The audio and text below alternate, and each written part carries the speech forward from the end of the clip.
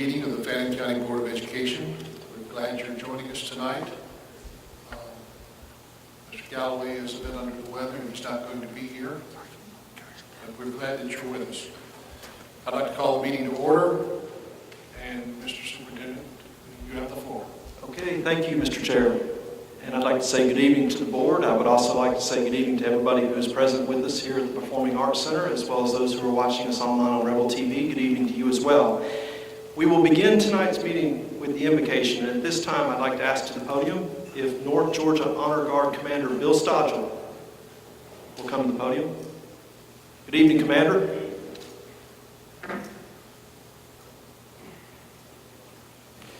Good evening to all. Would you please let me pray? Lord, we come to you tonight asking you for your wisdom and guidance in this school system, Lord. I pray this wisdom and guidance start at the top, Lord, with the superintendent, the board, teachers, administrators, students, workers, everyone involved in this county school system, Lord. You have been good to us, and I pray your blessings to continue. I pray that during the year, whenever this board meets and they discuss the things concerning our children, that they reach the proper decision and that it will be pleasing to your sight. Lord, I also pray that in our schools, they're continually taught godly American values that have been instituted here for so long. It is quite evident when we're out and about in the community, Lord, and especially in the schools, that the teachers and the parents have great influence upon our children. I also pray that this virus that's spreading around us does not hamper our children's education, so that they may have the education and the means that they need to fulfill their life after they leave this school, no matter what their objectives are. Be with us and keep us safe in our travels. Lord, bring us back at another time. We thank you for everything that you have done and everything that you're going to do for this county and this school. Amen. Thank you, Commander. Commander, would you like to introduce Mr. Strickland, who will lead us in the pledge? Yes, sir. This is Mr. Steve Strickland. He's one of our Honor Guard members. He will come lead us in the Pledge of Allegiance to the U.S. flag.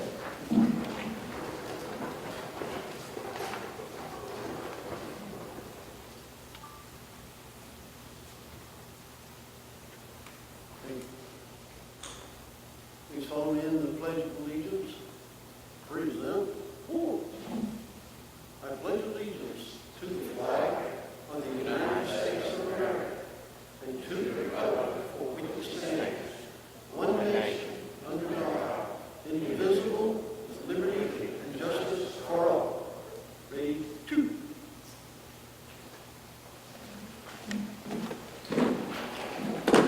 Thank you, gentlemen. Our next item on the agenda is item number 4, which is to approve the consent agenda. So we'll go ahead and look at that. It has two parts. Part A is to approve tonight's agenda, and Part B is to approve minutes of past meetings. So Mr. Inslee will open those up at this time. And we have two sets of past meetings in here. The first that he's called up is a call meeting that took place on October 20th at 4 o'clock, and those minutes are presented. The second set of minutes is from October 8th, which was the regular October Board of Education meeting at 6 p.m. Mr. Inslee will scroll through those.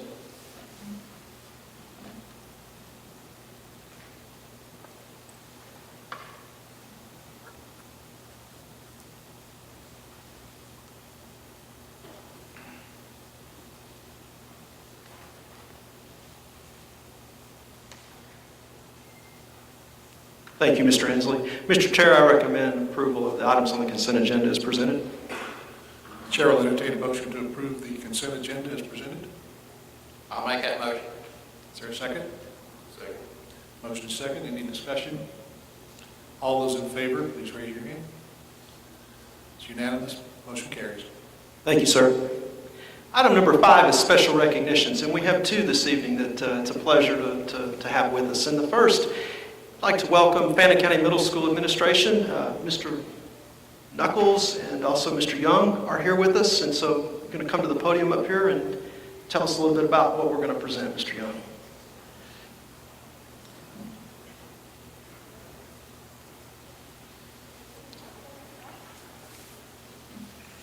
Good evening. Good evening. I would first like to thank Dr. Watney and the Board of Education for allowing us to be here this evening. It is truly a pleasure.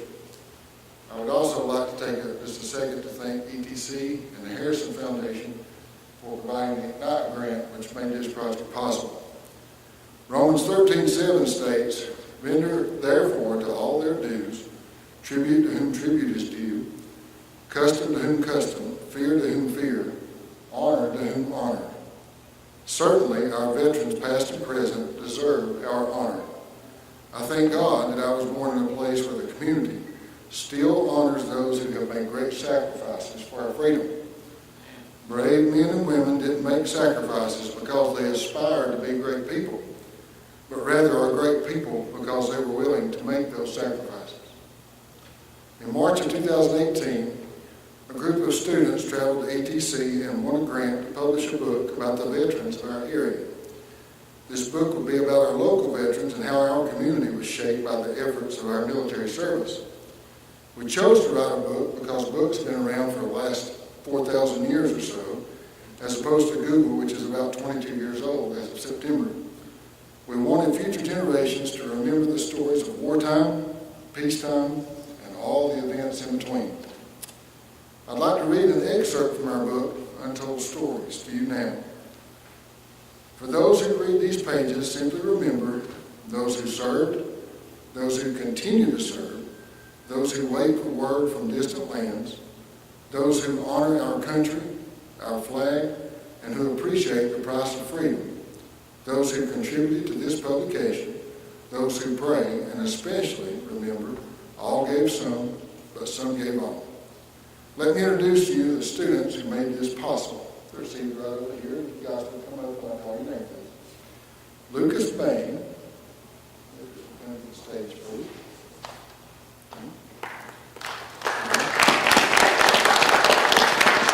Colin Bruce. You can come up, Bruce.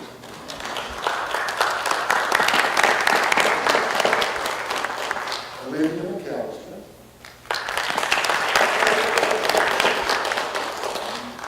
Emma Pittman. Zachariah Prater. And Mr. Hayden Tucker.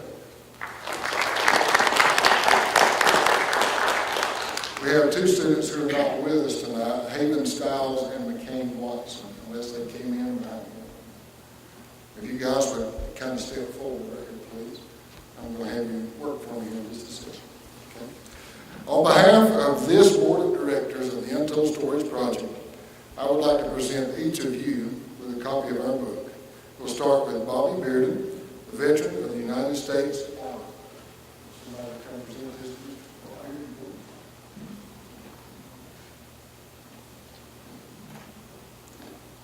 Mr. Mike Cole, a veteran of the United States Marine Corps.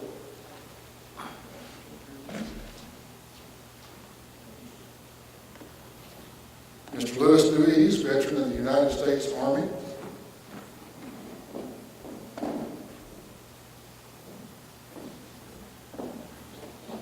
Mr. Terry Bramley, Vice Chair for Education.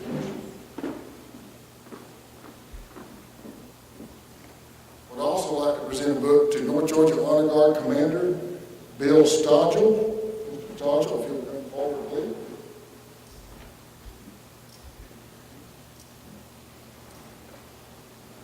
And North Georgia Honor Guard member, Mr. Steve Strickland.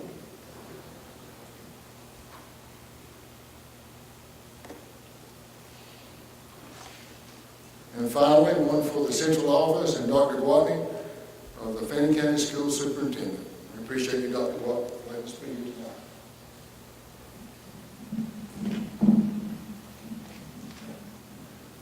Again, thank you and have a good evening. And hopefully we'll get to take a picture. Yes.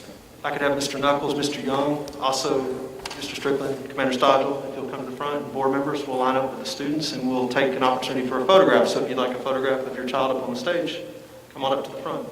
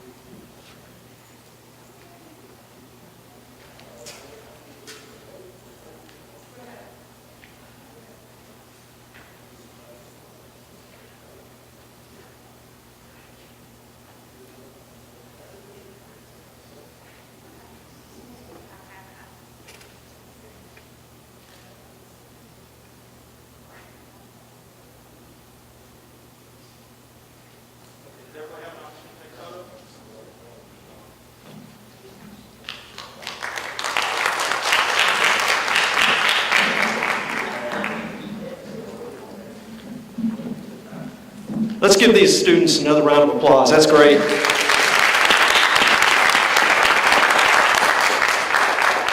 Mr. Knuckles, thank you. Mr. Young, very well spoken. Thank you so much. And gentlemen from the Honor Guard, thank you for being here and being a part of our program tonight. We appreciate you.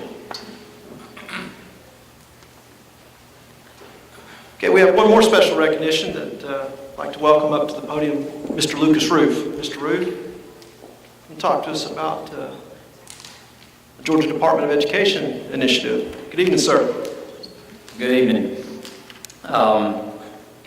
Before I get started with the STEM recognition we're gonna go through here, gonna go rogue for a second. I thought maybe I wouldn't, and I thought, gosh, I have to, because one of the kids is here. I want to give a shout out to the Fannin County High School cross country team.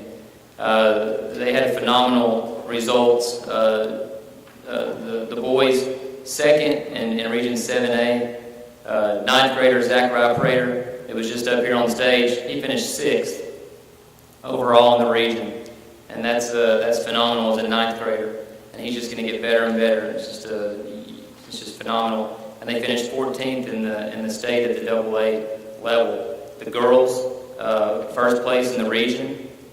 9th grader Carly Holloway finished 3rd overall in our region, and then came in 6th in the state overall at the AA level, again as a 9th grader. So that's just amazing, and then great work going on at the middle school with cross country with Coach Davis, and then Coach Pass, and just wanted to give a shout out to them. A lot goes into that. I used to coach cross country, so I just know how much goes into it, and so it's a wonderful job. So now we have a recognition from the DOE, and due to West Fannin being a Georgia STEM certified school, the Department of Education, they reached out to us about a student being on a STEM panel from West Fannin. And so, at this time, I'd like to bring Ms. Danner to the podium, the principal of West Fannin, to provide more details. But before she speaks, I just want to say that STEM and STEAM education, obviously it's all about the students, and it's all about the teachers and the people that we're going to bring up here. But at the same time, it wouldn't happen without dedicated school leadership that is willing to let the teachers and the students blossom and try to clear that runway. And so with that said, I just truly appreciate what Ms. Danner has done to continue to support STEM and STEAM education at West Fannin and allow it to flourish. But she's going to bring a teacher up here that Mr. Inslee can attest to, and I can attest to. What's happened at West Fannin in terms of STEM education would not be possible without this lady. And so I'm just excited for her and excited for this student. So I'll stop rambling. Ms. Danner, it's all yours. Thank you, and what an honor it is to be able to introduce this teacher. I've had the privilege of working with her for the last 18 years and have seen the phenomenal things that she has been capable of and is continuing to do at West Fannin. She's been, like I said previously, an integral part of the STEM initiative at West Fannin. I was fortunate enough to work with her as a colleague and a fellow teacher at the time when that became a vision of West Fannin. And it was through her innovative ideas and the leadership that we had at that time that allowed us the ability to integrate science, technology, engineering, and math, and then follow through with our STEM initiative. With that being said, it was no surprise that she was selected and asked by the Georgia DOE STEM coordinators to participate in this endeavor. Ms. Patterson then selected several students to participate in a virtual video highlighting STEM across Georgia. Brody Graham, as many of you recognize from your visit at West Fannin, who we now refer to as Mr. President because he has no trouble speaking at all, is a fifth grader at West Fannin Elementary, and he was one of 6 elementary panelists that were representing the regions of Georgia as part of the Georgia STEM student panel. Panelists were asked to share how STEAM has impacted their lives in both in and out of the classroom. They also shared how STEM and STEAM have connected them to the local community and how STEM and STEAM have taught them collaboration skills and how they have been introduced to a variety of careers. I was fortunate enough to get to sit in and witness this event, and thank you to Ms. Patterson for just leading and guiding and making sure that this happened, but also to Brody for his participation, and he never hesitated in any of the questions that they asked. So we're extremely proud of Ms. Patterson and Brody. So if y'all will come forward at this time.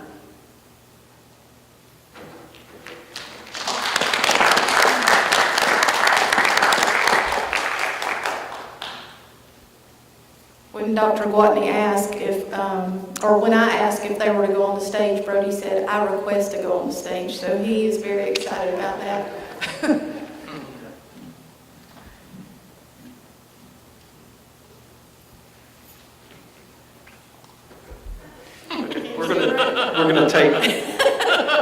We're going to cover that up first, and I wasn't sure if he wanted to speak. If there Brody, was, would you like to speak? Would you like to tell him? Come here. Come down here with me. he can use this one right here. Well, He's already down there. Here. Come here. Go right there. Tell him a little bit about STEM West Fannin. Tell him about your experience on the panel. My experience on the panel was a very good experience to have the opportunity to represent my school. And I'm proud that I got to represent my school, and I'm proud that my school let me represent them through the STEM panel at West Fannin Elementary. I'm going to walk you through what we did. Miss Megan, she gave us questions like, what is STEAM and STEAM? And we would present that to 200 viewers on our panel. Me, myself, had the question, do you use a STEAM and STEM journal, and what is the use of it? And my answer was yes. It helps you support all of your ideas, and it helps you collaborate with all of your ideas. Good job. All right, let's bring him up on stage now. So come on up. Brody, if you'll come join us back up front. Miss Danner. As you can tell, Brody is very impromptu and has no hesitations in speaking. So Miss Danner and Mr. Roop, will you come join us up as well? And the board will line up with you.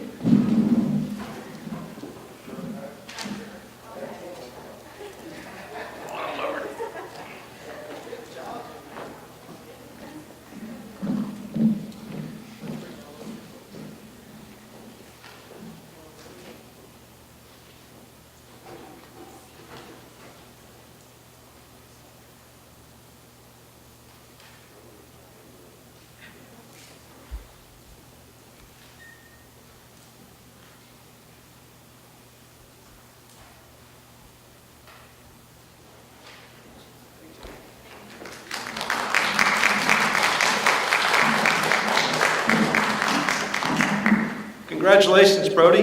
And Ms. Patterson, if you wanted to say a few words, you're welcome to the podium. I think you're okay then. So we're going to look for that young man on the ballot in what, about 30 years? It's well done. Congratulations.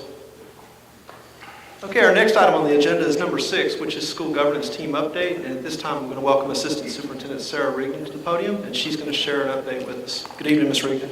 Good evening, Dr. Watney. Good evening, school board. I kind of hate that I'm following him because he did an amazing job. I offered him the opportunity to come up here and take this spot, and he was waiting to take me up on it. So He could probably do my PowerPoint in a couple of minutes here. That's amazing. We've got amazing students and amazing teachers. And absolutely. schools. So it's exciting to be able to celebrate every time we're together. Over the last month, 4 of the school governance teams did meet, and I wanted to quickly go through the information of what was done at their meetings. The first meeting of the month was back on October 7th at East Fannin Elementary. There was one fundraiser request, and that was simply the Domino's pizza cards, which is a great fundraiser for the school. In their actual meeting itself, Assistant Superintendent Aaron Danner did speak to them about maintenance and safety in the Fannin County school system. And also they did a phenomenal job of going over student data and discussing how students performed in Benchmark 1 on their Acadians test, which used to be called DIPLS. It's pretty exciting when we start looking at the student data to see how our students are performing even after we suffered from the COVID slide. And so we're extremely pleased to see how quickly our kids are getting back to where they need to be. And of course, it's because we've got amazing people working with them. One other thing that was happened at that particular meeting, Mr. Price did share with the team about their morning news production. They have an amazing morning news team, and they're doing really cool stuff with a lot of equipment that was purchased from SPLOST a couple years ago.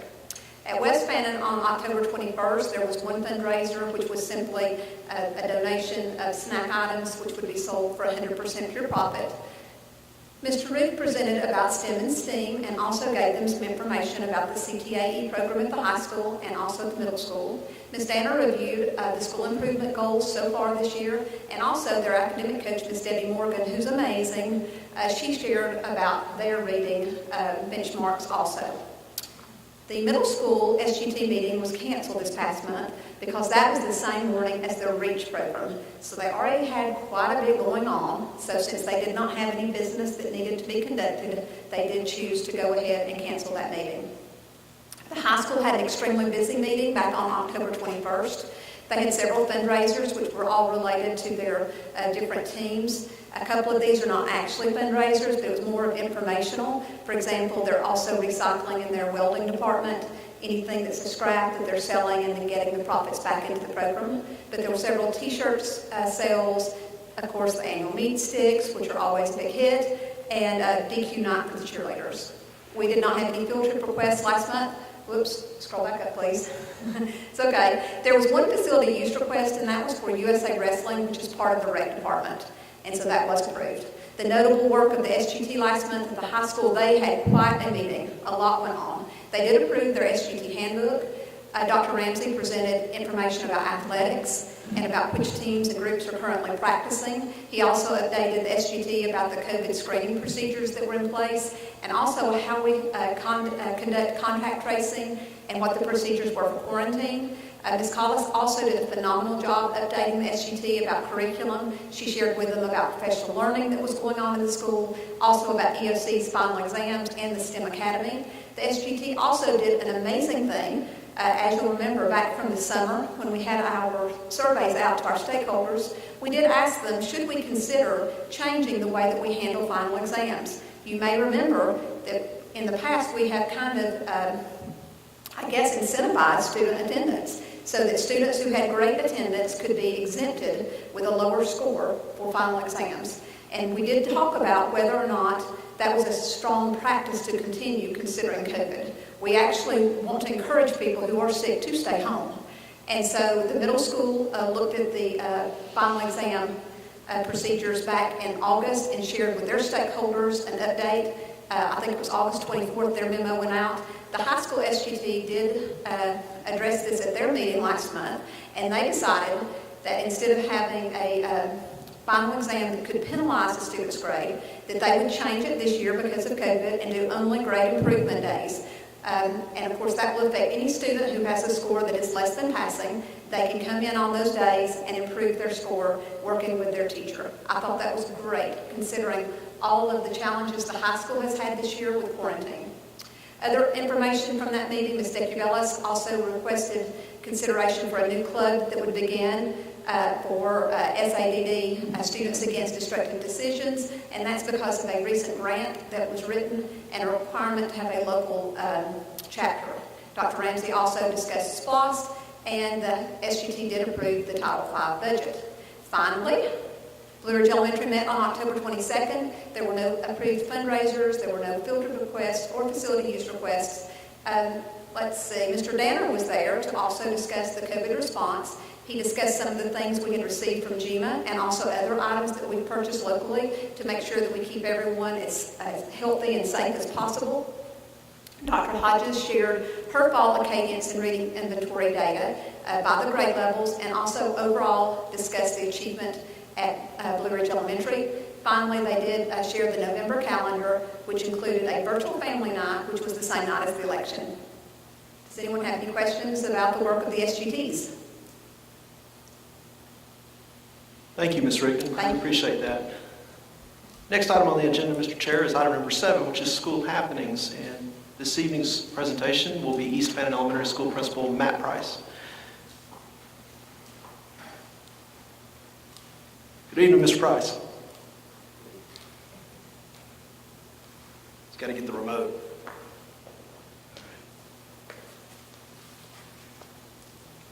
Good evening. Thank you, Board, for allowing me to come up here and present and talk about my school. Also, thank you, Ms. Riggin, for padding my presentation between the 5th grader. So I appreciate that. Yesterday, I joked with Mr. Hensley about presenting right before our Title IX presentation, which is always exciting. So, but anyway. All right, so school happenings at East Fannin Elementary. I'll start with our new employees this year who have done an awesome job. To my left here, I have Ms. Brittany Todd, which comes to us from Lamar County. She's got 10 years of experience in both special education and regular education. Ms. Brittany Nicholson is our new special education teacher, and she's just done an awesome job and has just a true heart for kids. She's been a true inspiration even for us older folks there. Ms. Candace King also has done a great job in first grade, very data-driven, just doing a great job as a first-year teacher. And also, finally, Ms. Jessica Ramirez, which is a special education teacher that was previously with the district, and she's come back this year and doing a great job.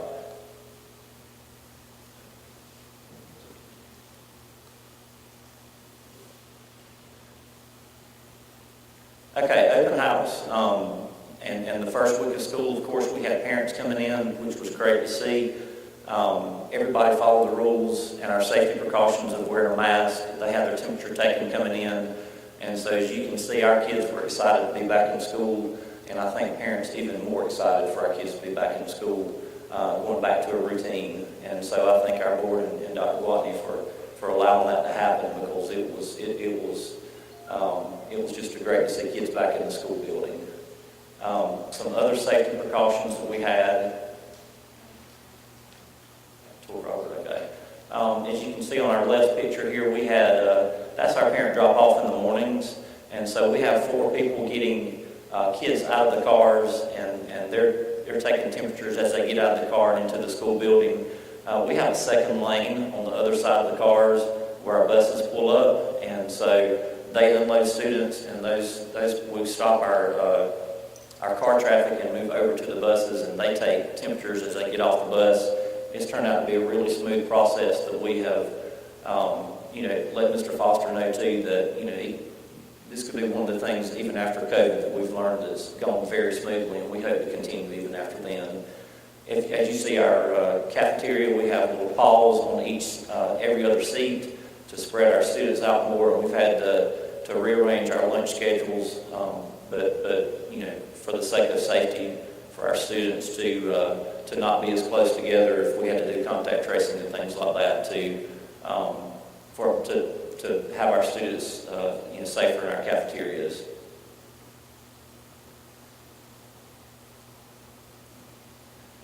Support Staff Appreciation Day. We've had to redo a lot of schedules to cover a lot of different things, and our support staff just does such a great job. Our parapros, our counselor, our media specialists, lunchroom ladies, anybody that supports our teachers in school, and we just want to recognize them.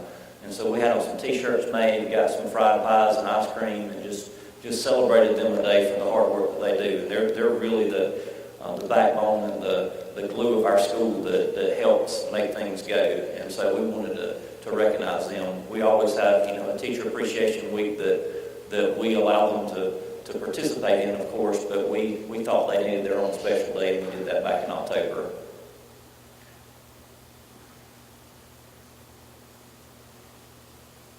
Pre-K week. As you can see, we had several special guests come in and read to our kids, and then they had certain days. One day they dressed like an animal, which explains why that kid's dressed like a chicken.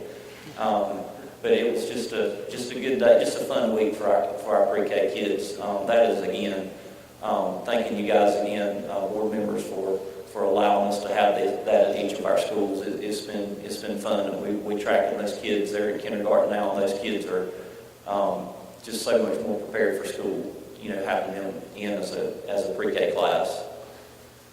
Moving on with our STEM, we have, we continue to push forward and add things, different agendas with our STEM.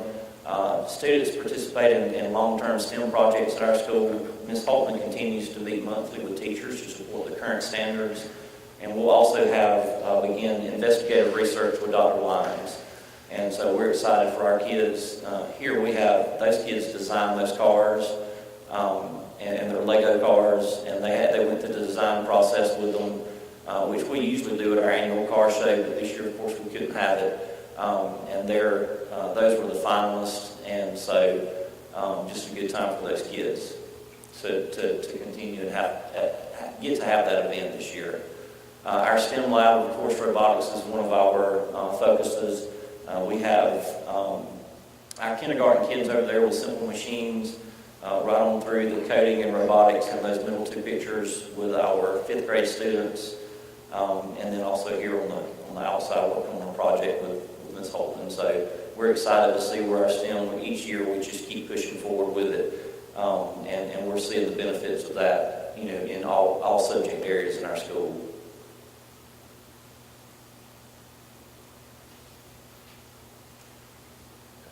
Our pollinator census, our second graders participated in, and it aligns with their standards, and they took data from pollinators around our school. They actually send that data to the University of Georgia, and it's part of the statewide data for pollinators in our state. And so that's the second year in a row that we've participated in that. Teachers go back and they make graphs for the data. They use math, language arts, everything, and it's pretty cool for our kids to participate in that and be a part of the statewide data for the University of Georgia.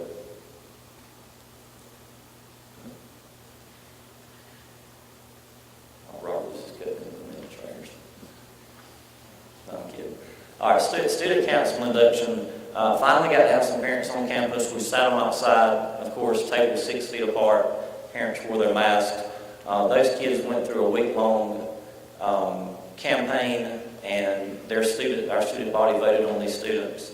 And so we had an induction for them. Our parents were excited to get to come and join them with that. Just a special occasion that we do every year.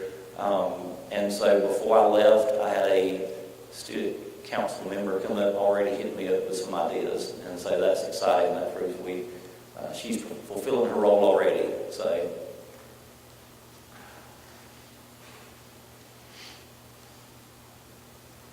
All right, PBIS, and so due to restrictions, we've had some of the fun things that get cut out that we usually do school-wide events, so we've tried to do some fun things through our PBIS for our kids.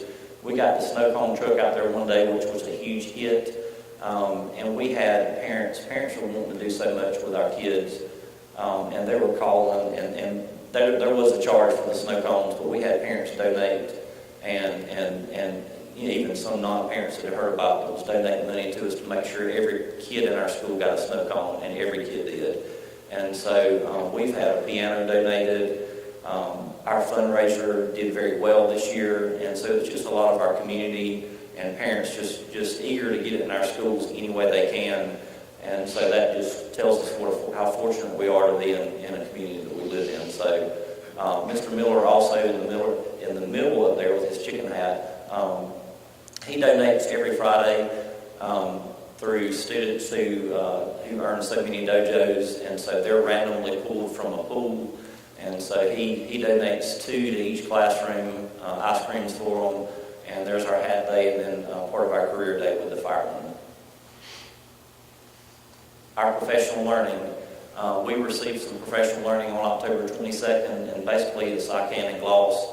And without getting into too much detail, it gives us an individual inventory of our students, of what their strengths and weaknesses are with math, and therefore we can intervene or accelerate our kids to continue growth in math, and also fill some of those gaps back from the COVID slide in the spring of last year.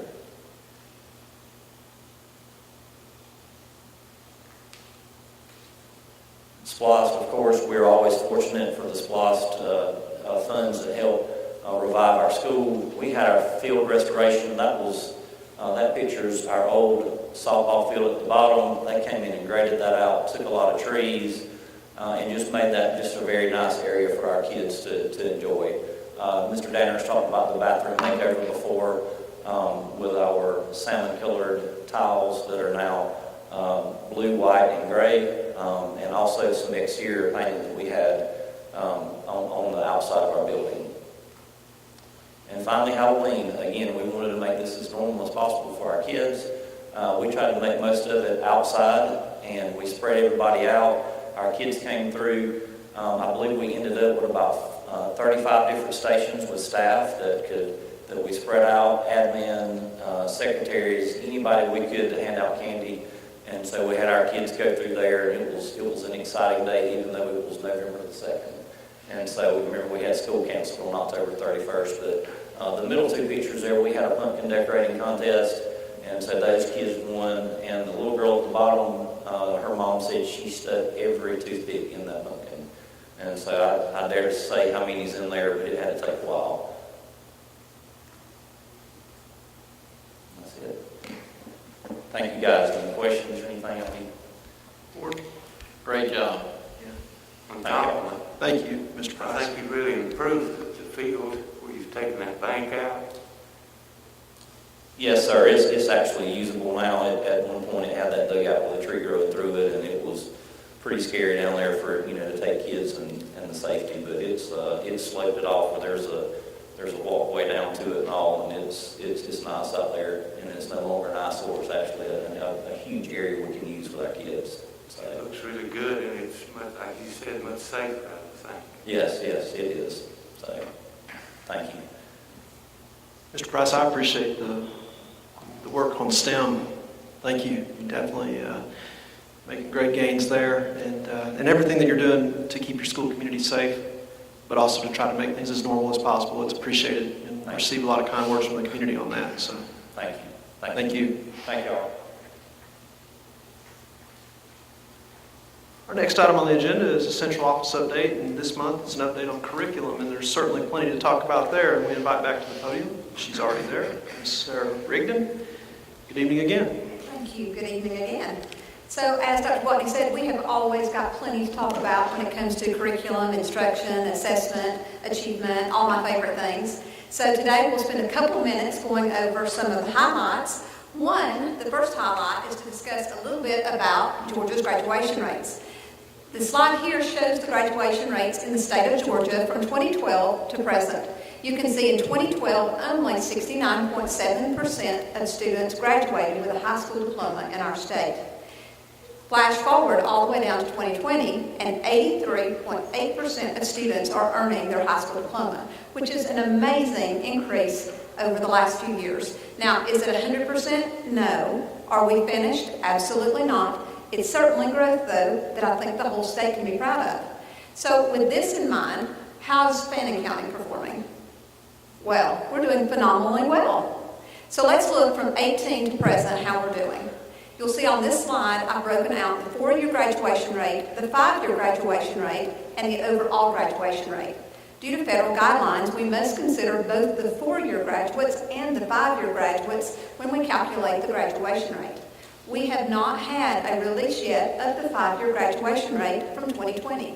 However, on Tuesday, the state did release Fannin County's graduation rate for the 4-year rate, and it was 95.2, which is simply amazing. Only 29 school districts in the state recorded graduation rates that were above 95%. When you think about that, in light of there being 181 school districts in the state of Georgia, I think that clearly shows how great the Fannin County school system is performing currently. It's absolutely stellar.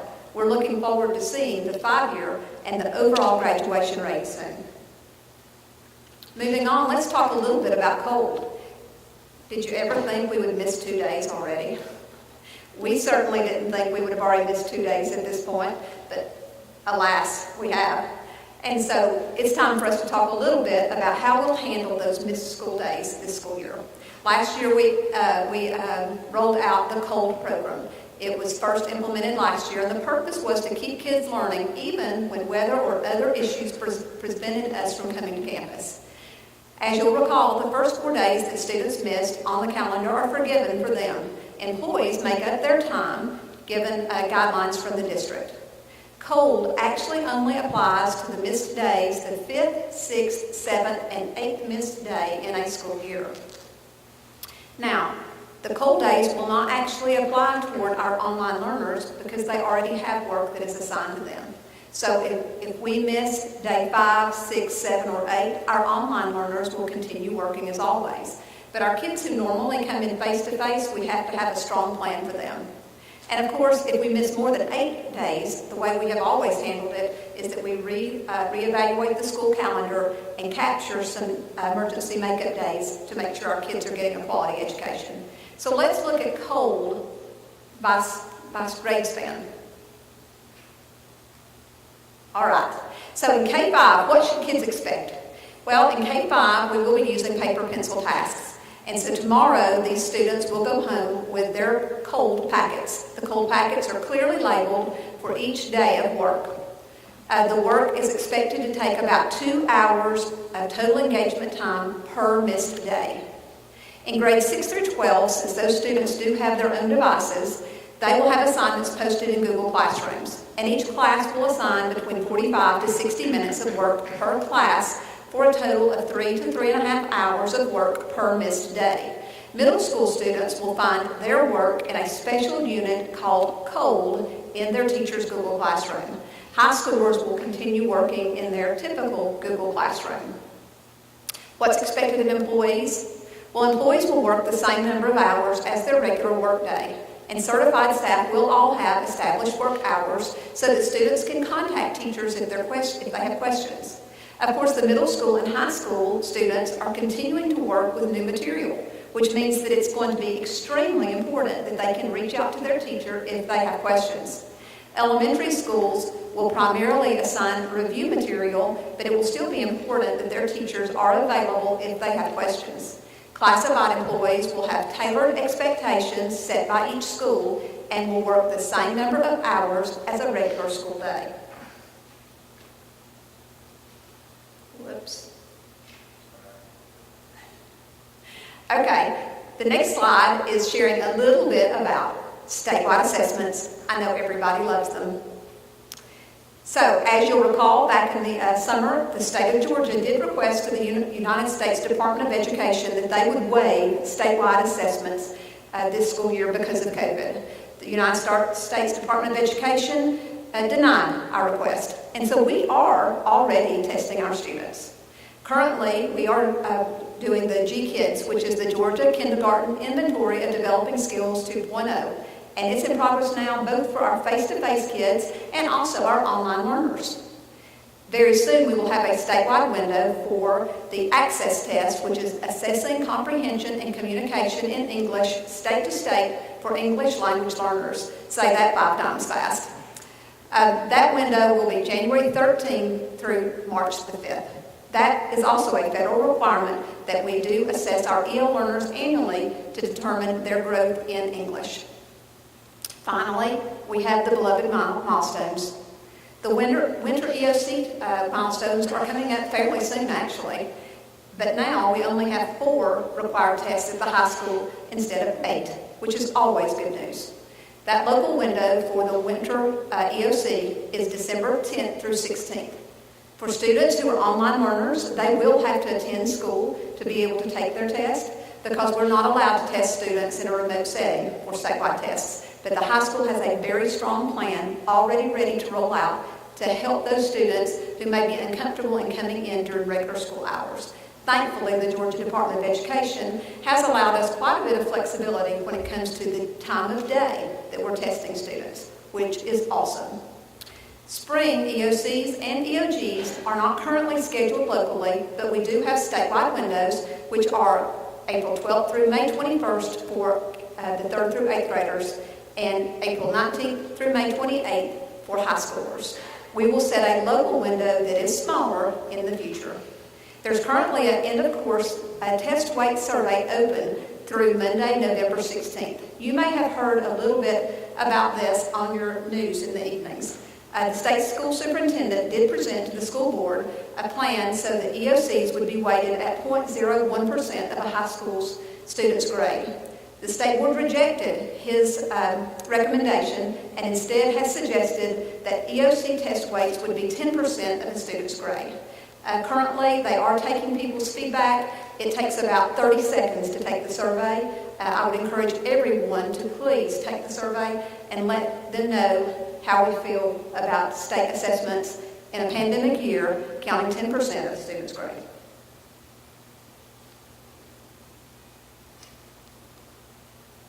And finally, a quick update about online learning programs in the second semester.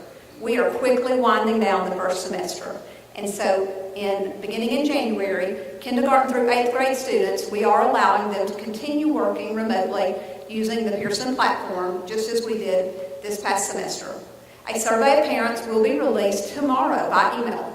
And that survey, the purpose will be to determine how many students will continue in online learning or how many are planning to return to our schools in January.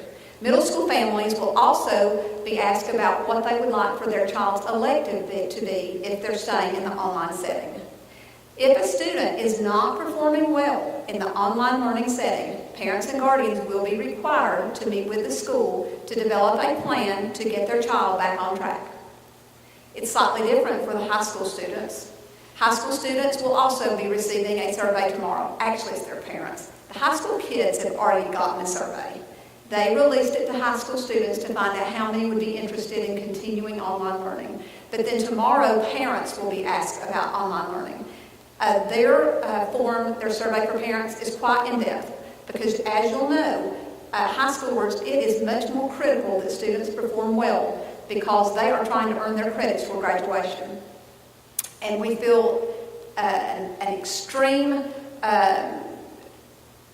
we feel very strongly that our kids stay on track to graduate and that their families understand where they are with their online learning.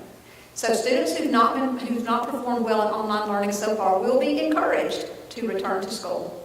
All students will continue to use the Edgenuity platform, and they will also have some access to FCHS content teachers for additional support. They're also doing a pretty cool thing right now, where some of the teachers are offering virtual tutoring at night using Google.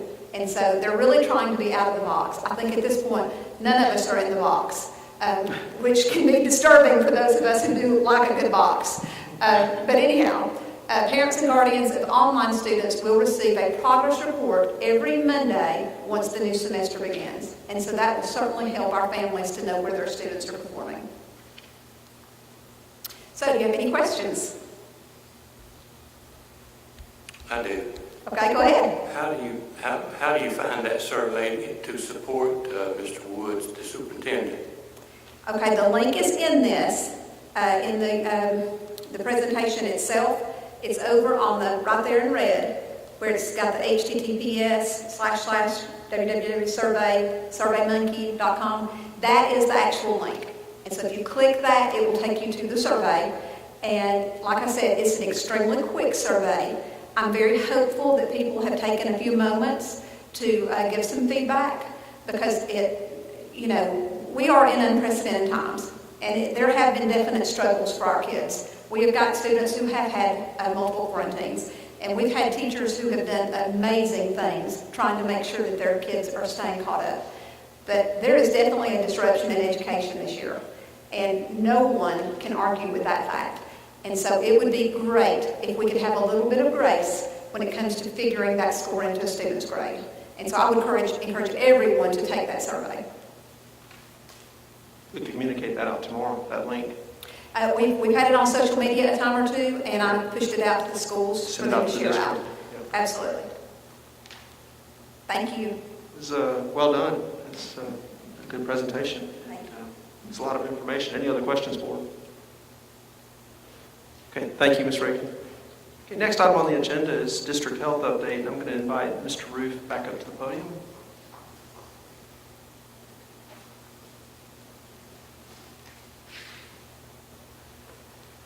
Hello again, Mr. Roof. Good evening again. I hope you're still doing well. Before we talk about the few health things here, just going back to Mr. Price's presentation, and then with Brody and Ms. Patterson, I just want to say thank you for your support when it comes to STEM and STEAM education. And Dr. Guani, same thing. Thank you for your support with all that. I can't wait. I think I might be on the docket to present in January, possibly, and I'm excited about that. A lot of great things going on in the world of STEM and STEAM, even in the throes of COVID-19 and all that we're having to deal with. So I look forward to presenting. When it comes to the health update, not anything too new at this point. We just want to remind people of where they can go on our school website and get our current data. Of course, this is current. It will update tomorrow morning, and our update tomorrow morning won't look this good. It won't look too dramatically different, but it won't look this wonderful as this report looked.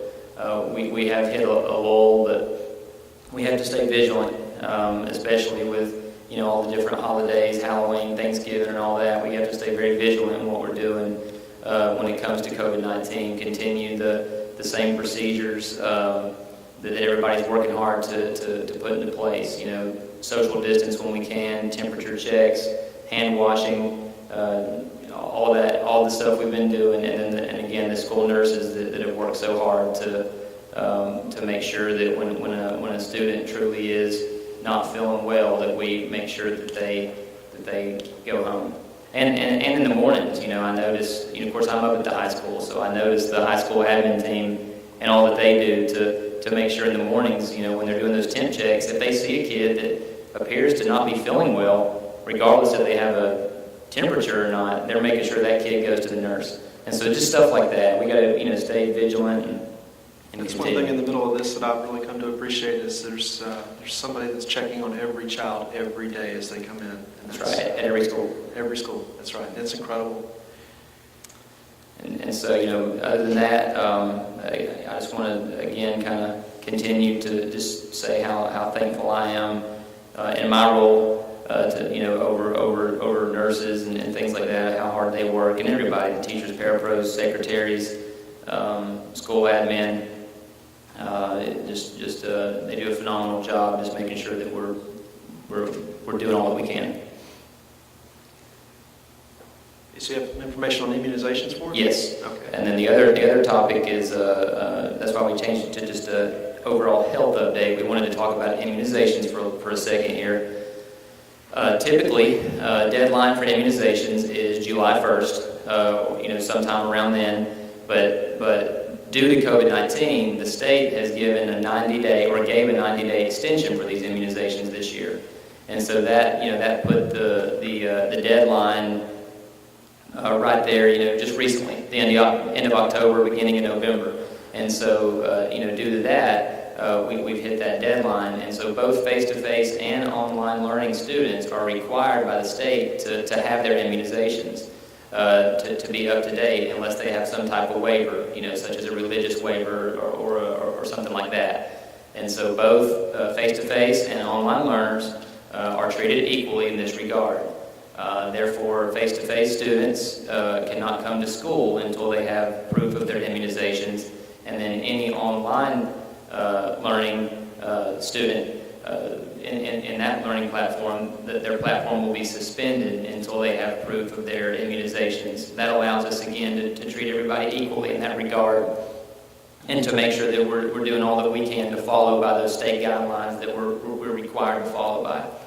And this allows our school system to remain, like I said, compliant with state regulations, and to keep student health and overall health at the forefront of all that we're doing right now. So we just wanted to, clear some of that up and make sure that we, make sure people understand that we're being compliant with what we have to be compliant with. Okay. Are there any questions for Mr. Roof, either about our COVID-19 response or the immunization requirements from the state? Okay, thank you, and thank you for that information, Mr. Roof, and welcome. Thank you. Thank you. Okay, our next item on the agenda, number 10, Mr. Chair, is public comments. So we'll look to Mr. Danner. Do we have any public comment, Mr. Danner? Okay, there's no public comments, so we will move forward then with item number 11, which is a facilities update, which is again yours, Mr. Danner. Good evening, sir. Good evening, Dr. White, good evening, board. First off, some positive things there that's happened over the last couple months. This is at the middle school. This is what a wish list from the middle school admin. That's around their football field, as they call it, their playground. That's a fence that's been put up out there. It's taken forever, only because our supplier could not get the material. So again, it has been completed. If you've not seen the fence out there, it looks in very good shape.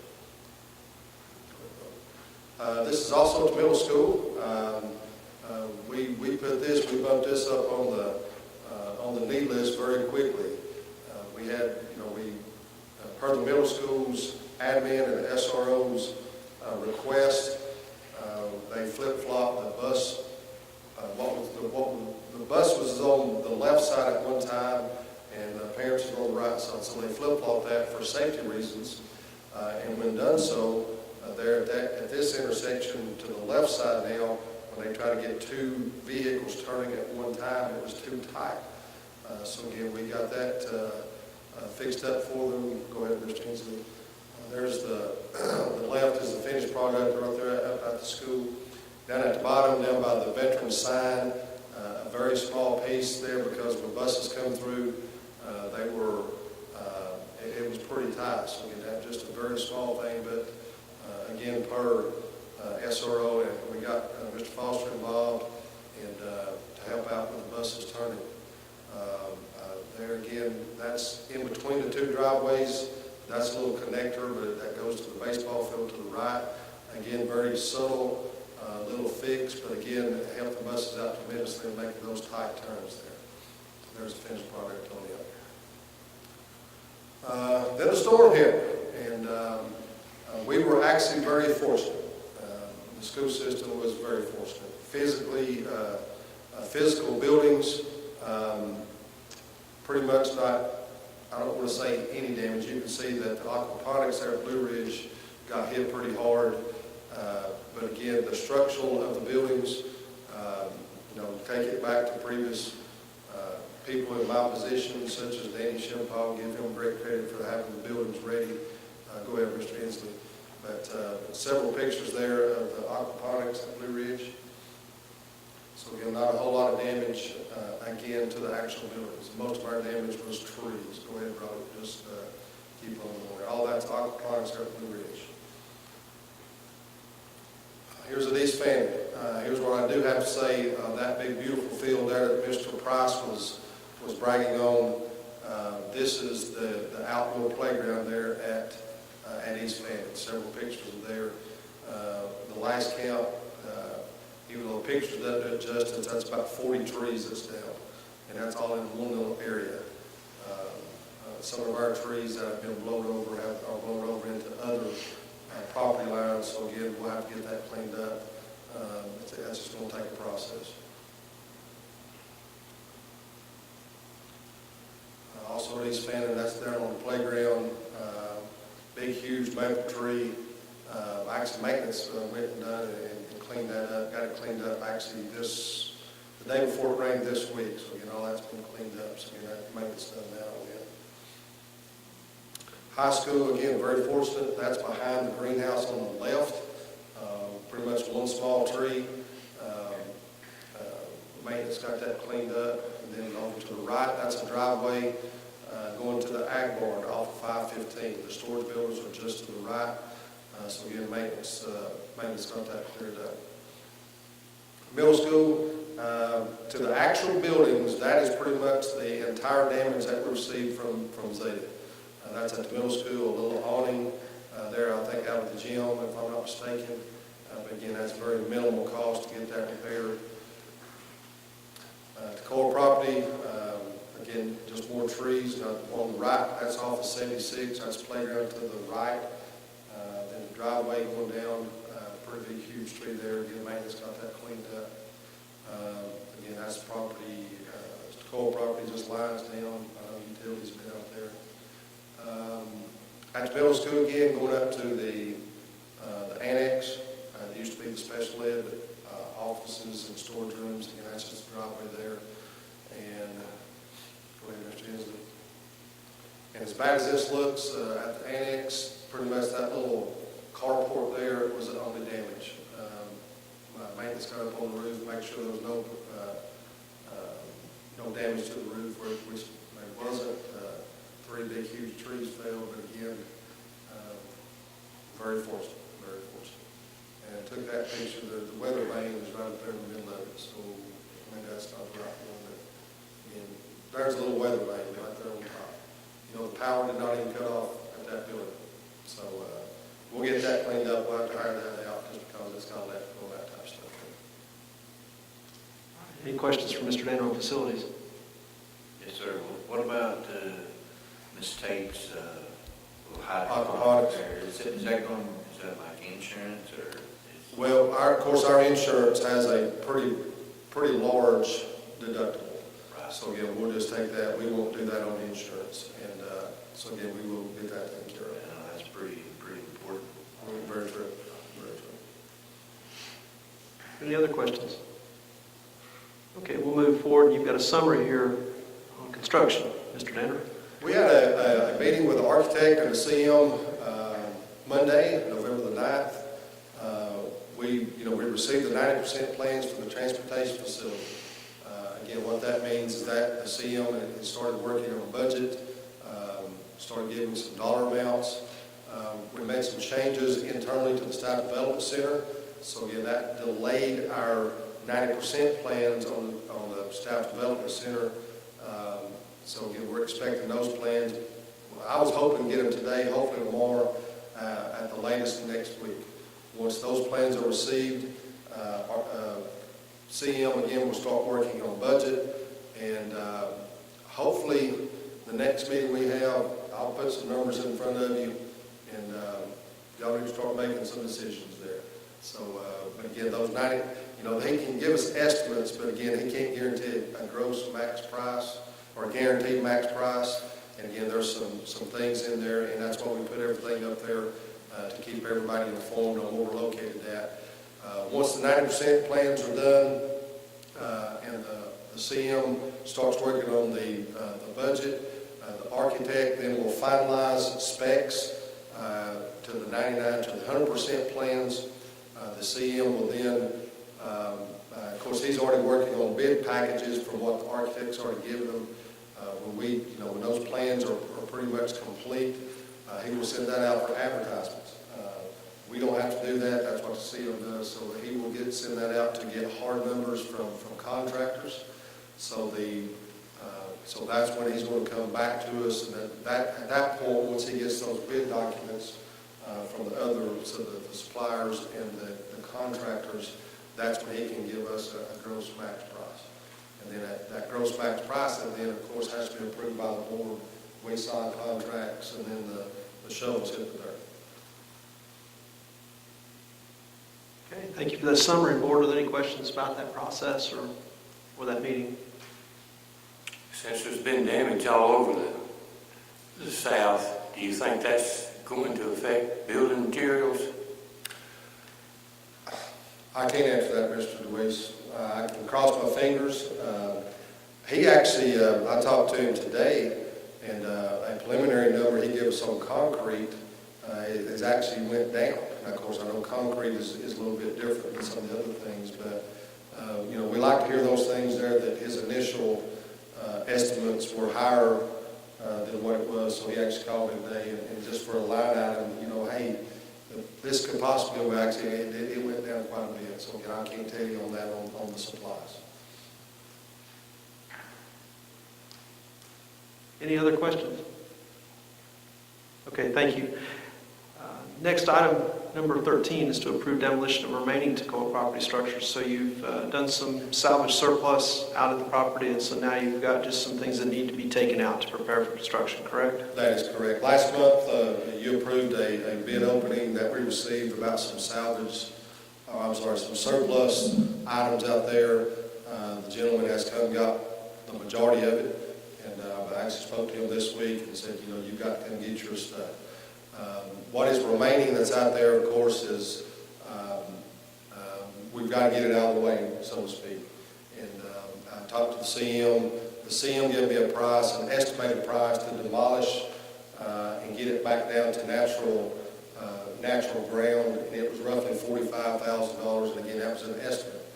So we reached out to 3 locals, got quotes from our 3 locals, and the lowest of the quotes to demo everything from the top gate up there off of 76, removing all the asphalt, the fencing, the footers, the buildings, getting it back down to natural dirt. Again, the low quote was $31,900. Okay, so, Mr. Chair, I make that recommendation to approve this cost for demolition of the remaining Tacoma property structures. And we have a recommendation on the floor. Do I hear a motion? You have a motion to approve. Second. We have a motion to approve the demolition of the remaining Tacoma property structure, and a second. Is there any discussion? That's not a very good figure. It appears to be a good quote. Absolutely. I mean, it saved us, roughly $14,000 right off the top, right from the get-go. And even that $45,000 that the CM sort of estimated, that's not counting the CM's 2.5% on top of that. So anytime we can pull anything out of the contract to do it ourselves, that's just saving us money all the way around. Any further discussion? All those in favor? Votes unanimous, motion carries. Okay, thank you, Mr. Chair. Thank you, Mr. Danner. Okay, our next item on the agenda is to approve the district financial report. So this time we're going to ask our Director of Finance, Susan Wynn, to come to the podium.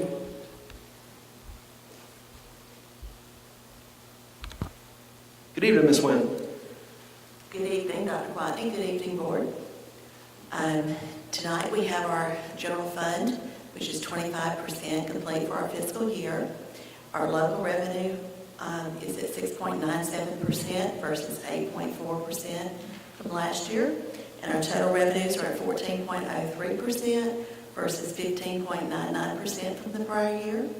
Our total expenditures are at 22.34% versus 23.49% from last year. And that presents our financial statement. Okay. Mr. Chair, make the recommendation to approve the financial statement as presented. We have a recommendation. Do I hear a motion? Make that motion as presented. We have a motion to approve the financial report as presented. Is there a second? I'll second it. And a second. Any discussion? All those in favor? Votes unanimous, motion carried. Thank you, Mr. Chair. Ms. Wynn, tell us about the SPOST update for this month.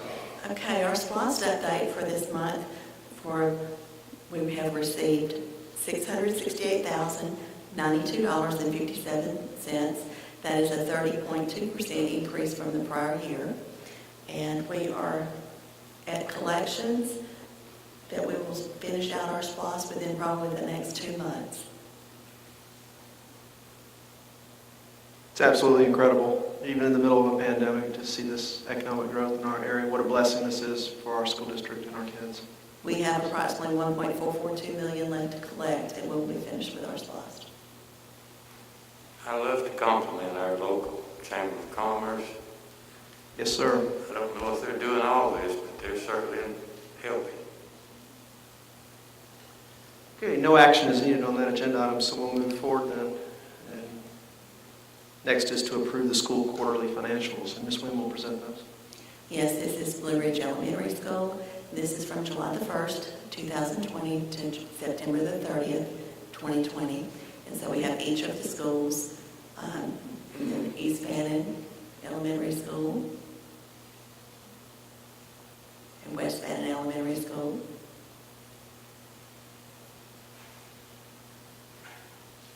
and Fannin Middle School, and then it would be the Fannin County High School,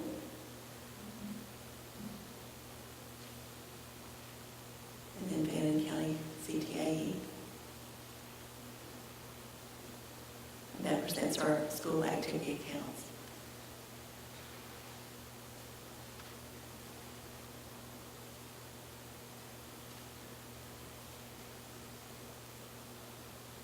Okay, are there any questions?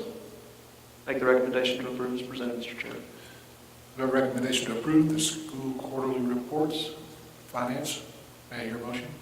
You have that motion, Mr. Chair. And a second? Second. We have a motion and a second. Any discussion? All those in favor? Votes unanimous. Motion carries.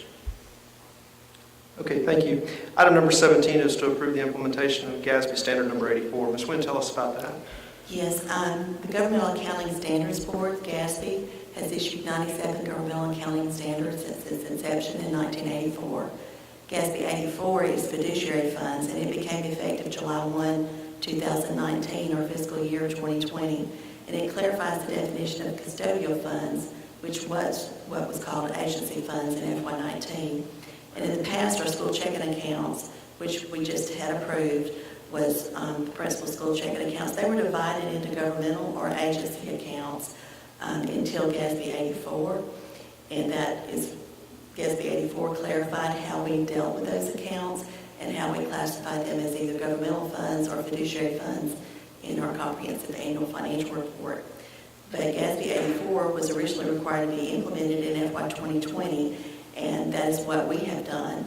But however, due to the COVID-19 pandemic, GASB 95 came out, and that was the postponement of the effective dates of certain or the authoritative guidance, and that delayed GASB 84 by 1 year. But the GASB still encourages governments to implement early as possible. Therefore, it's recommended that the board, and thus this documents our implementation of GASB 84 for FY 2020, which began July 1, 2019. And this is in line with guidance from GASB. Okay, so make this, well, first, are there any questions about this? This sounds like a routine financial clarification, so we can move forward. So, Yes, sir. GASB is just our governmental accounting standard board laws. okay, so make that recommendation, Mr. Chair, as presented. We have a recommendation to approve the implementation of GASB Standard Number 84. Do I hear a motion? So moved. And a second? Second.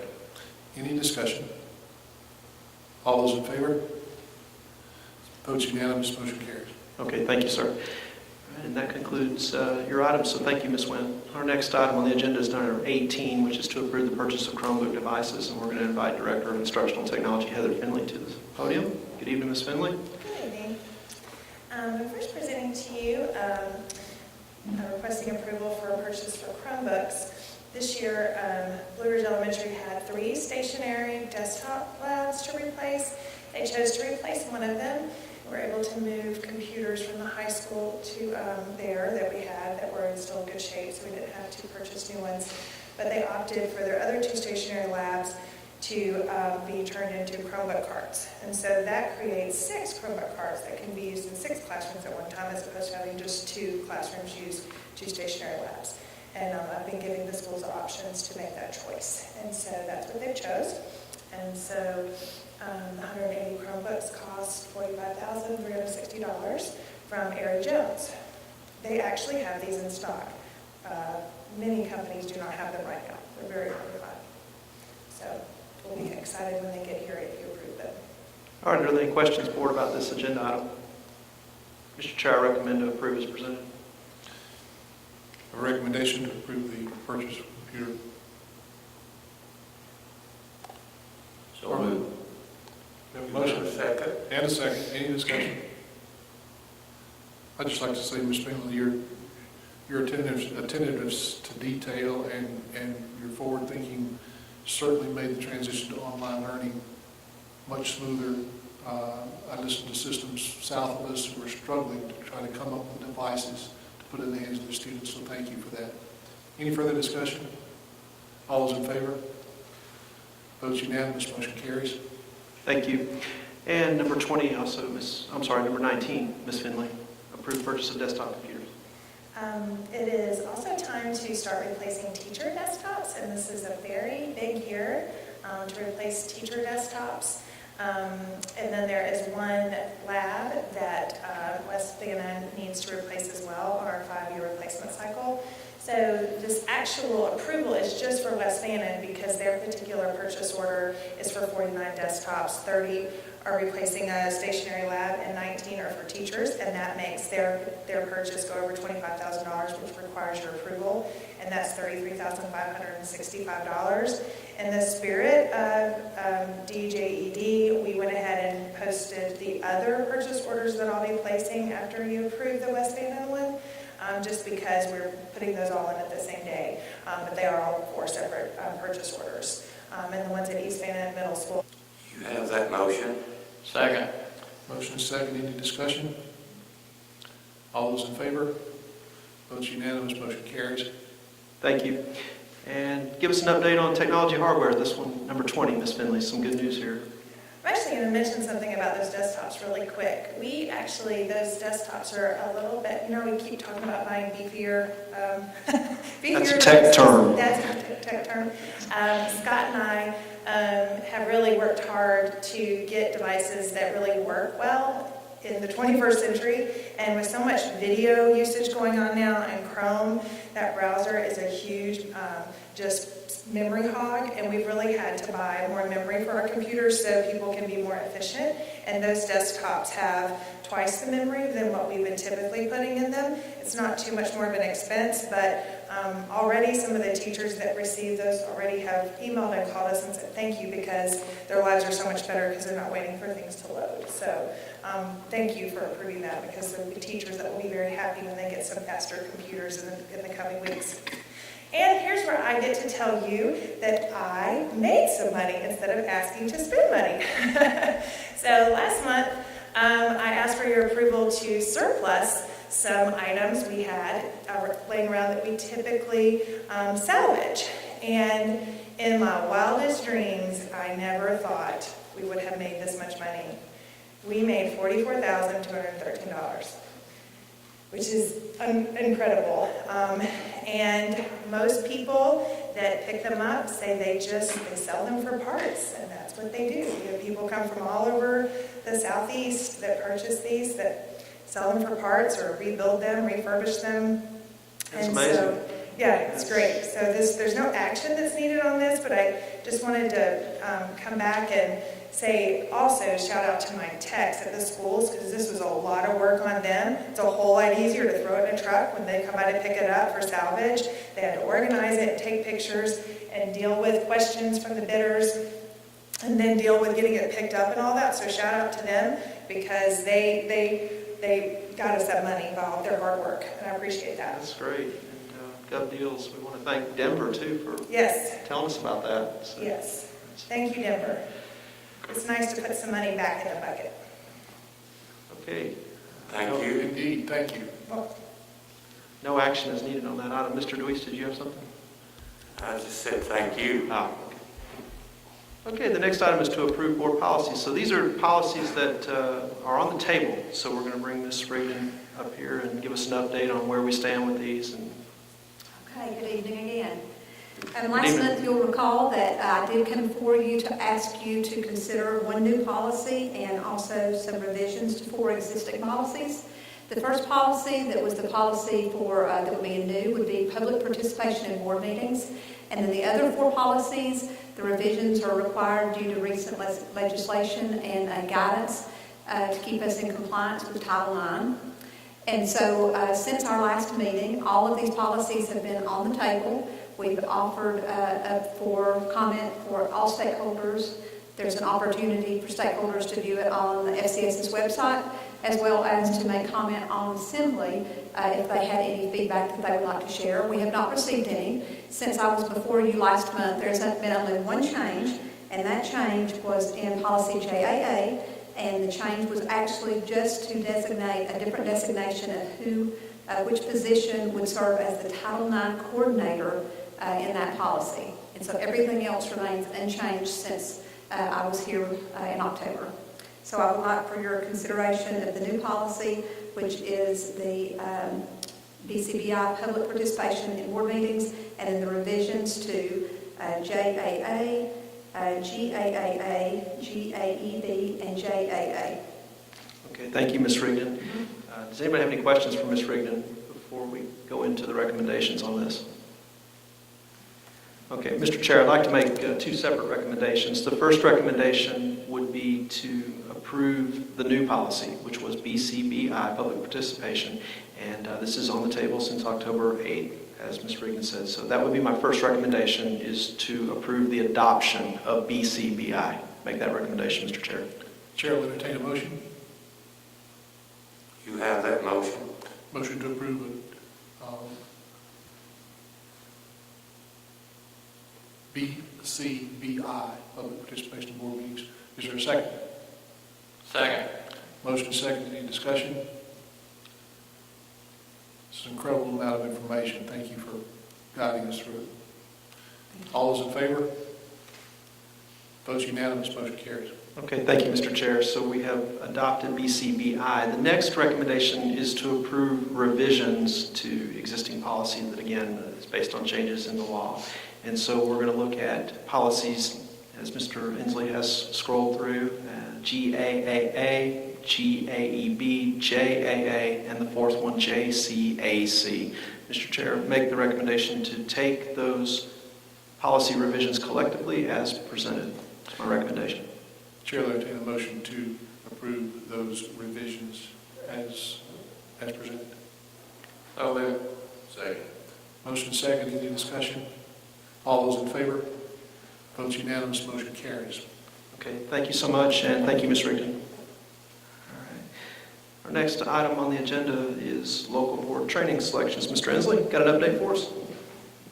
Yes, sir. Good afternoon, board. We are setting up our local board training retreats, and we have the date of December the 15th. If you would look at your calendars, and we don't have to make a decision tonight, but that is a day, it's a Tuesday, it's the Tuesday after the December board meeting. And what we would like to do is our first retreat, which will be dealing with charter system training and legal updates. Dr. Watney and I have talked to Justin O from Pioneer Visa. We've also, he's been in contact with Matt Cordoza, which can give us a legal update.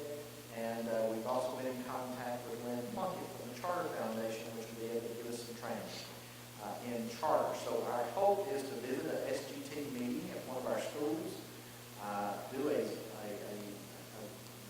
Google Meets meeting with Lynn Plunkett, visit a school, have another Google Meets with Matt Cordoza, visit another school, have lunch, and just have a great day seeing what's going on in our schools.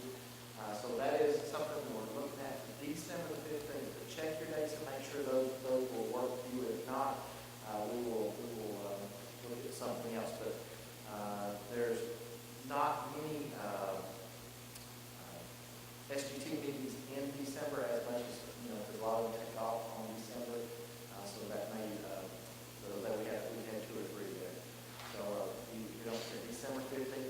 start around 7:30 in the morning.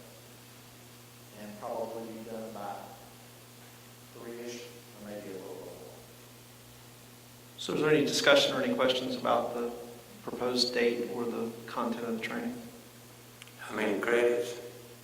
This will be for 6 hours, which will be half of our training, and then we would have another retreat, which will be looking at our current-wide system technology plan, initiative, and also our facilities. And I figured we would be a little further along, with our facilities for the second one, get people out there and see what's going on with the, if everything goes according to the plans with the staff development building, new transportation building, all the things that Mr. Banner, gives us great updates every month, and kind of see some of those things in person, so to speak.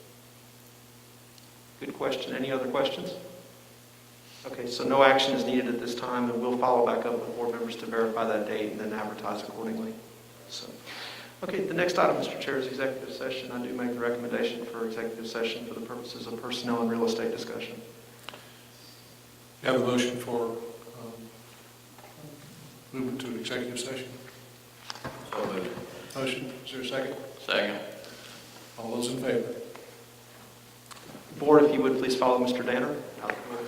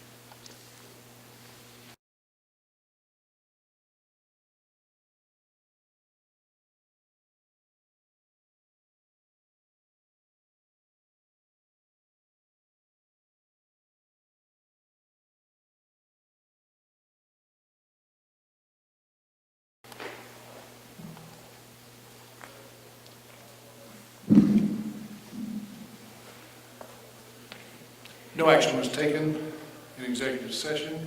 We will need a motion to come out of executive session and resume our normal meeting. So moved. Is there a second? Second.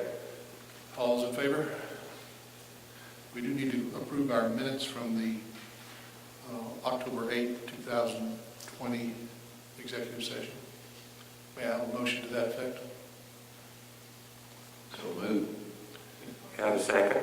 Motion is second. Any discussion? All those in favor? Votes unanimous. Motion carries. Okay. Thank you, Mr. Chair. Our next item on the agenda is personnel, item number 24. So I'll direct your attention to the personnel sheet dated November 12, 2020. And under the column of resignations, our first resignation, I recommend Kyra White, effective date 10/23/20. Make that recommendation, Mr. Chair. We have a recommendation. Do I hear a motion? You have a motion. We have a motion to accept the resignation of Kyra White. Is there a second? Second. All those in favor? Votes unanimous. Motion carries.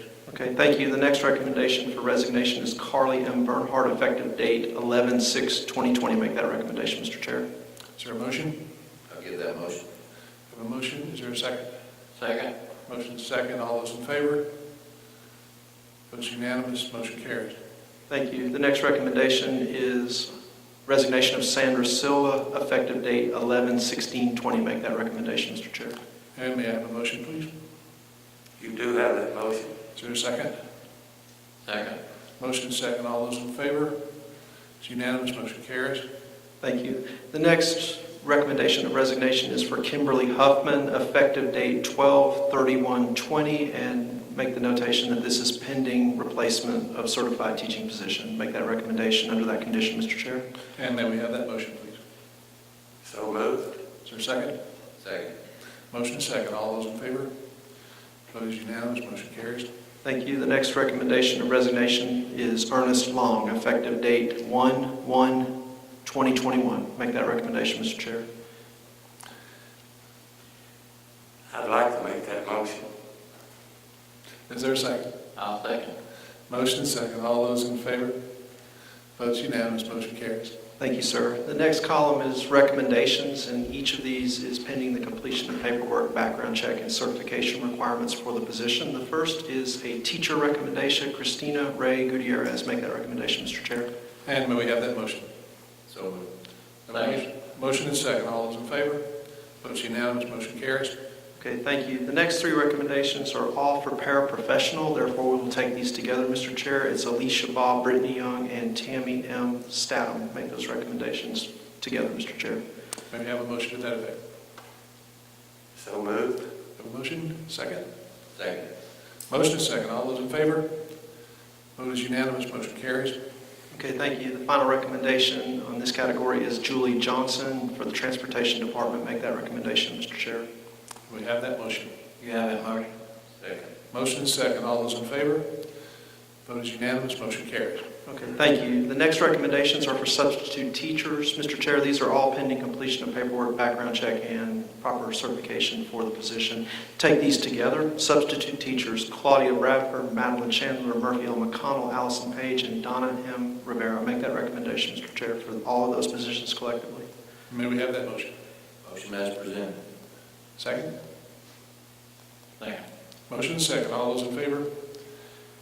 Okay, Vote is thank you. unanimous. Motion carries. Thank you, sir. And recommendations for substitute nutrition pending completion of paperwork, background check, and certification. Amy O. Reynolds, Donna M. Rivera, and Deborah Thomas. Make those recommendations of those individuals together for substitute nutrition, Mr. Chair. May I have a motion? You do have that motion. Is there a second? Second. Motion is second. All those in favor? Vote is unanimous. Motion carries. Thank you so much, sir.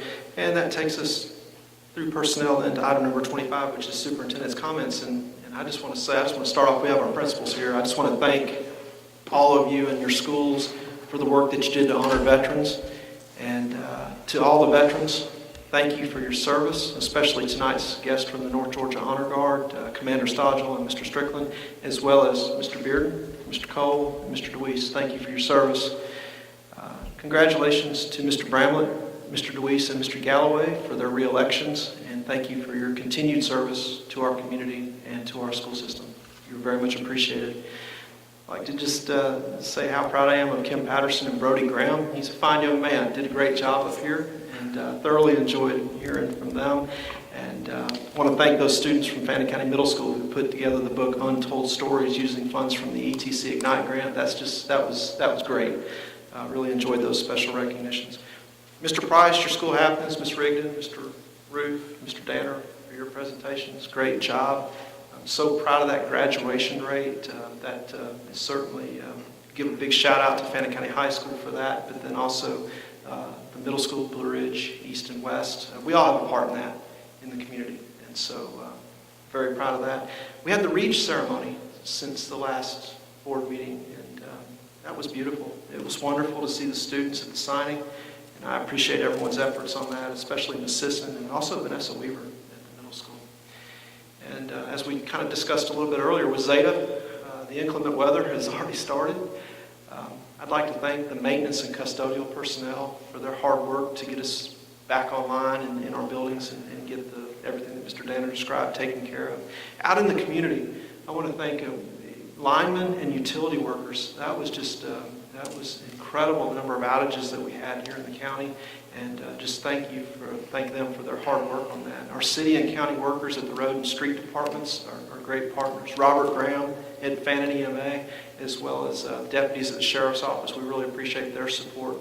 And then that first day back, with our transportation personnel, the bus drivers out there, doing a great job keeping our kids safe. And, Darren and Denver, I just want to give a shout out to you two on that and leading the way to get us back into the buildings on that following Monday safely. Thank you so much.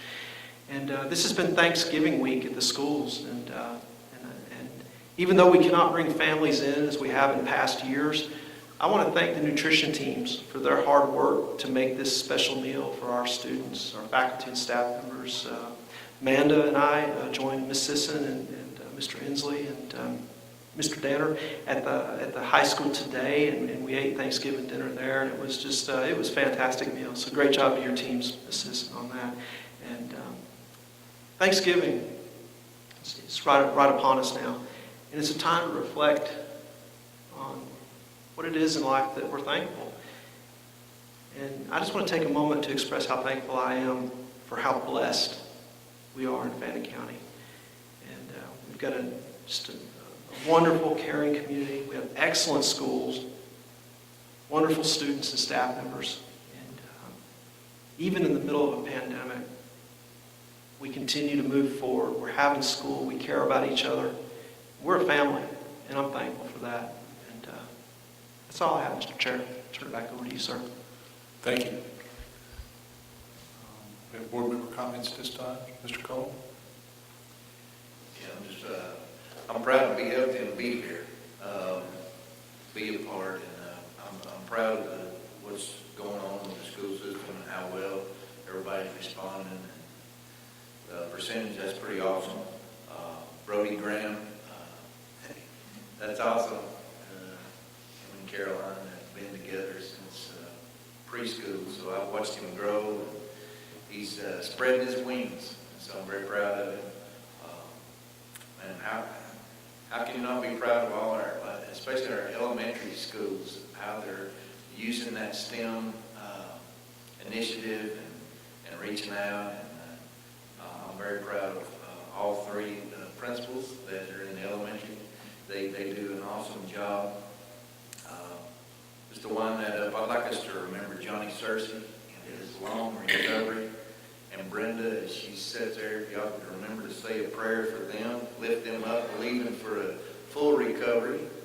And so I'm excited for that. A little good news today. They did a less intensive on his lung, and he's responding pretty well. They'll know more by Monday next week. So if y'all just continue to remember him.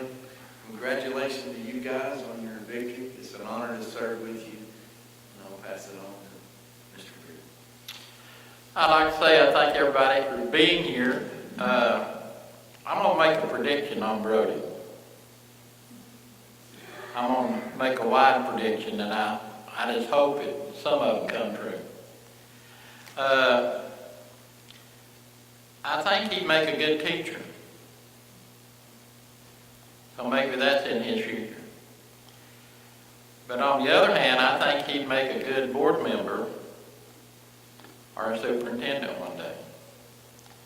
So maybe in Brody's future, something of that nature stands for that young man. You know, it's incredible when you look out at all of our students we got and how much talent and wisdom that they really have. And it excites me to know that we have children in our system that's got that capability. And we got a bunch of them. And for that, I'm proud. I was honored to be at the softball banquet.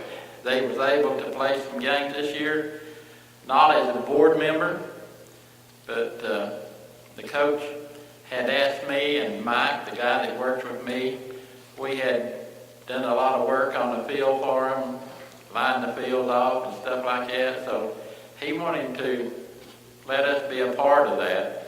So he invited us to be at the softball banquet. I'm excited about the welding class. I saw on Facebook where Brandon had made a cooker. And I don't know if you know it or not, but they are occupations that's open for welders. And welders make good money if they have the right job. And I'd like to thank the students who came from the middle school and gave us this book here. And I plan on reading that just as soon as I get time. I am thankful that the citizens of Fannin County restored our 3 members over on that side of the stage here. And I think for the next 2 years, things are going to go very well. And have a good night. Mr. Lewis. Mr. Lewis? I want to begin by saying I like Michael's comment about Fannin County being a family. I think there really is something special about this part of the country. The comment I really want to make and stress is I received 2 letters from 2 young people from the middle school about my veteran service, complimenting me and offering their thanks. And it caused me to begin to think about the trip I made something like 60 years ago, I guess, from here to Fort Benning, Georgia. First time in my life I'd ever been alone, by myself, had nothing on but the clothes on my back. And after thinking about that, I got to thinking, what happens when we stand up here in Fannin County, of all places in the world, is quick to pledge allegiance to our flag. I picture some young boy, unknowing, stomping on the flag or burning it. So I want to read to you what these men took an oath when they went into service. And Mr. Bramlett, being a scout leader, I'm sure he knows it and has taught it. And this is how it goes. This is the oath that you take when you enter the service of any branch. Some of them's a little bit different, but I, Louis DeWeese, do solemnly swear that I will support and defend the Constitution of the United States of America against all enemies, foreign and domestic, and that I will bear the faith and allegiance to the same, and I will obey the orders of the President of the United States and the orders of the officers appointed according to the regulations and the Uniform Code of Military Justice. And I contend that when you stand and put your hand over your heart and give allegiance to the flag, you make the same oath. Amen. And I'm pretty sure you do in Fannin County. They may not other places. But I've had that on my mind ever since those 2 young boys and young girls wrote me those letters complimenting me for my service. And one of the thoughts that I had on that bus going to Fort Benning, I had to decide in my mind if I was willing to take up arms. If the point came to it, I would have to stand and physically fight and defend America. I've never been in combat, but I signed that oath that I would take up and bear arms for America, for Fannin County, for our children of Fannin County.